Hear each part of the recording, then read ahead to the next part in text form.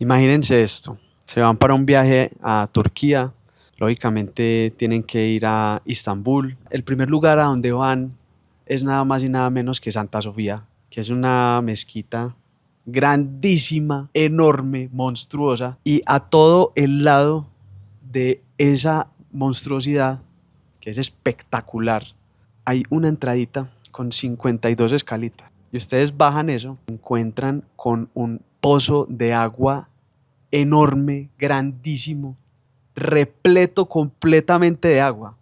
Hoy vamos a hablar de la cisterna basílica en Turquía, que fue un proyecto espectacularmente grande y sofisticado que hizo el Imperio Bizantino o los otomanos. Si recuerdan, la semana pasada estábamos hablando un poco de la caída del Imperio Romano en el año 476 y cómo toda esa tradición de ladrillo casi se pierde y logró sobrevivir en dos lugares principales. En el norte de Italia y en el Imperio Bizantino.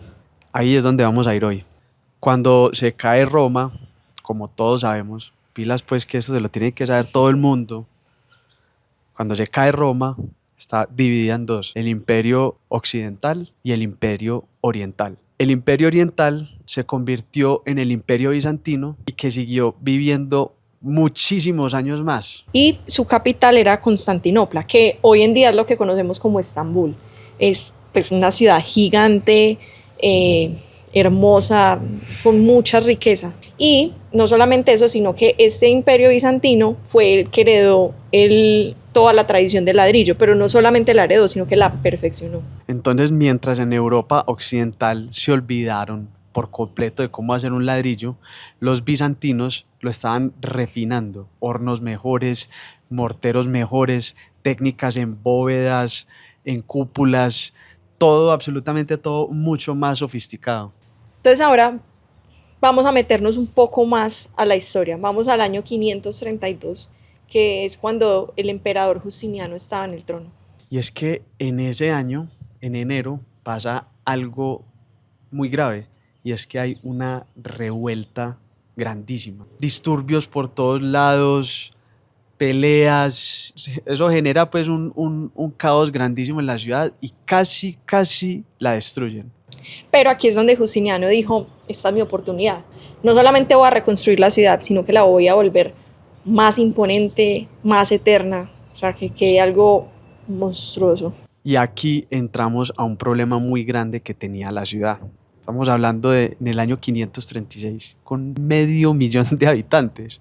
O sea, necesitas tener unas reservas de agua enormes, confiables, porque no solamente puedes afrontar sequías, sino que te podían sitiar la ciudad, te podían tratar de conquistar. Es que estamos hablando de Constantinopla, esa era la ciudad que todo el mundo quería. Y ahí pues la solución fue construir estas cisternas subterráneas, y la más impresionante y grande de todas fue justamente la cisterna basílica, que era la que estabas contando ahorita. Las dimensiones, para que ustedes tengan un dato más o menos, era de 138 metros de largo por 65 de ancho. Eso era casi una hectárea bajo tierra. Y la capacidad, 80.000 metros cúbicos de agua. Eso son como 32 piscinas olímpicas. No, y todo esto bajo tierra, o sea, con toda una ciudad encima.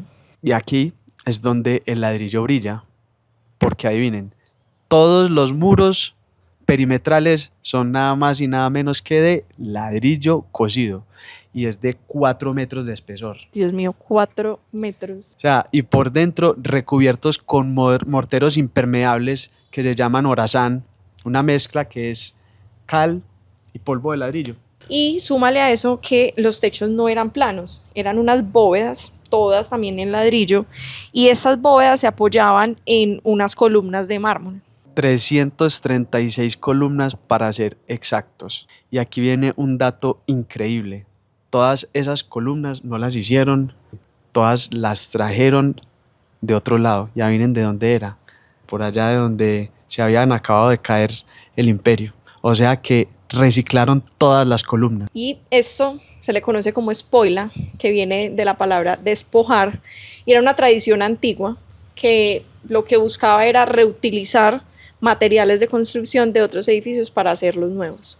Eso se sigue utilizando hasta el día de hoy. Vean, por ejemplo, las tejas más apetecidas son las tejas curadas.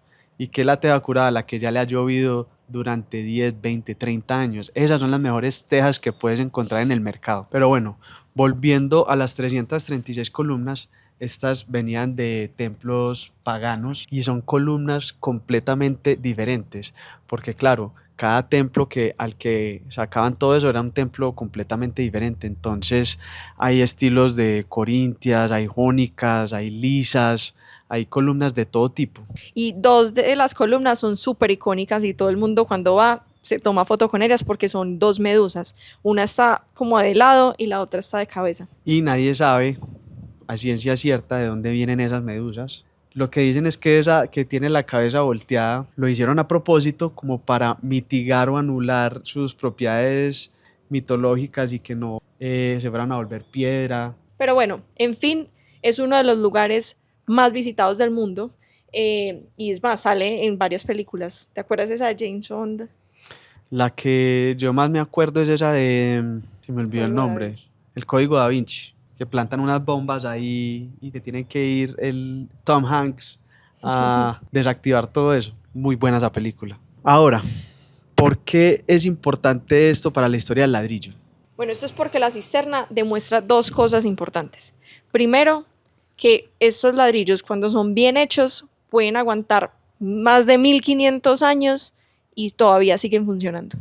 Bueno, y también es muy importante decir que no solamente sirven para los muros ni para los pisos, sino que sirven para hacer bóvedas, cúpulas, mejor dicho, es un material supremamente flexible. Bueno, y hay un tercer punto, y es que los bizantinos descubrieron esta metodología de mezclar ese polvo de ladrillo con cal y volver esto un mortero que hasta hoy en día lo siguen utilizando para hacer reconstrucciones pues como de esos edificios antiguos. 1500 años de tecnología que siguen siendo utilizados hasta el día de hoy, imagínense. Y mientras Constantinopla estaba construyendo todas estas maravillas, ¿qué pasaba en Europa Occidental? No, lo que te voy a decir te va a dar ganas de llorar. Esta gente en Europa Occidental se olvidaron por completo de cómo hacer un ladrillo y más bien optaron por robar y saquear y quitar todos los ladrillos que encontraban, desmontaban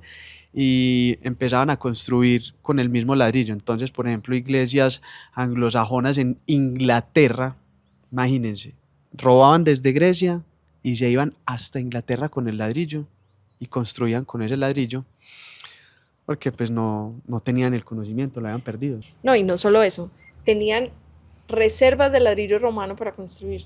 Ladrillo romano sí es lo más bonito que hay, ¿no? O sea, durante siglos los europeos no estaban haciendo ladrillos, estaban robando ladrillos romanos viejos.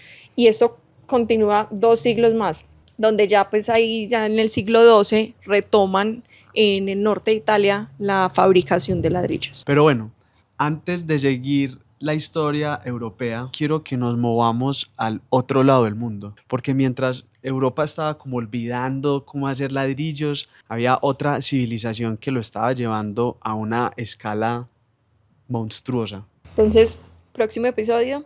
China, la Gran Muralla, cerca de 4.000 millones de ladrillos y adivinen el mortero de qué era hecho, de arroz pegajoso. Es una historia de ingeniería que dura más de 2000 años. No se lo pierdan, nos vemos.